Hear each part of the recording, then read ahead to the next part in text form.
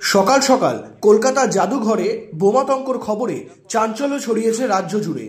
মঙ্গলবার সকালে জাদুঘরে মেল আসে। মেলে লেখা জাদুঘরে বোমা রাখা আছে। বিষয়টি নজরে আসতেই তড়িঘড়ি তৎপরতা শুরু করে কলকাতা পুলিশ। ফাঁকা করে দেওয়া হয় জাদুঘর। ঘটনাস্থলে পৌঁছায় বম্ব স্কোয়াডের প্রতিনিধিরা। এদিকে গোটা ঘটনায় তীব্র আতঙ্ক ছড়িয়েছে। জাদুঘরের আশেপাশে জায়গাতেও তল্লাশি করছে নিউ মার্কেট থানার পুলিশ। এখনো পর্যন্ত কিছু পাওয়া যায়নি বলে খবর। তল্লাশি এখনো চলছে। এদিকে হুমকি ইমেল আগেও এসেছে ভারতীয় জাদুঘরে। এই জাদুঘর অত্যন্ত প্রাচীন, আর এখানে রয়েছে নানান দুষ্প্রাপ্য নথি থেকে শুরু করে সামগ্রী। এই জাদুঘর এখন বোমা মেরে উড়িয়ে দেওয়ার হুমকি আসছে।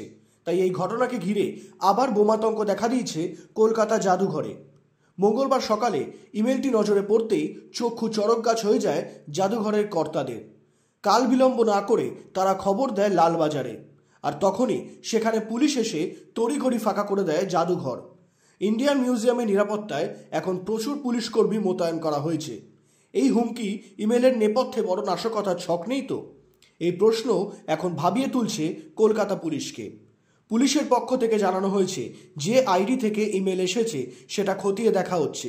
এই হুমকি বার্তা ভুয়ো হওয়ার সম্ভাবনা আছে। তবে গোটা বিষয়টা পরিষ্কার হলে তবেই আবার পর্যটকদের জন্য খোলা হবে জাদুঘরের দরজা, এমনটাই জানানো হয়েছে কলকাতা জাদুঘরের কর্তৃপক্ষের পক্ষ থেকে। ব্যুরো রিপোর্ট, নজরে বাংলা। এয়ার ইনফ্রাস্ট্রাকচারের উদ্যোগে অহনা অ্যাপার্টমেন্ট, বারাসাতের হৃদয়পুরে নৃপেন ঘোষ সরণিতে তৈরি হচ্ছে নতুন আবাসন প্রকল্প। থাকছে একগুচ্ছ বিশেষ সুবিধা, লিফট থেকে শুরু করে ডিপ টিউবওয়েল, এছাড়াও থাকছে সাউন্ড প্রুফ জেনারেটর এবং কার পার্কিং এর সুবিধাও। এখানে 2 এবং 3 BHK ফ্ল্যাট রয়েছে। এছাড়াও থাকছে আরও একগুচ্ছ বিশেষ সুবিধা। বিস্তারিত জানতে ফোন করুন স্ক্রিনে দেওয়া ফোন নম্বরে। সাধ্যের মধ্যে স্বাদ পূরণ।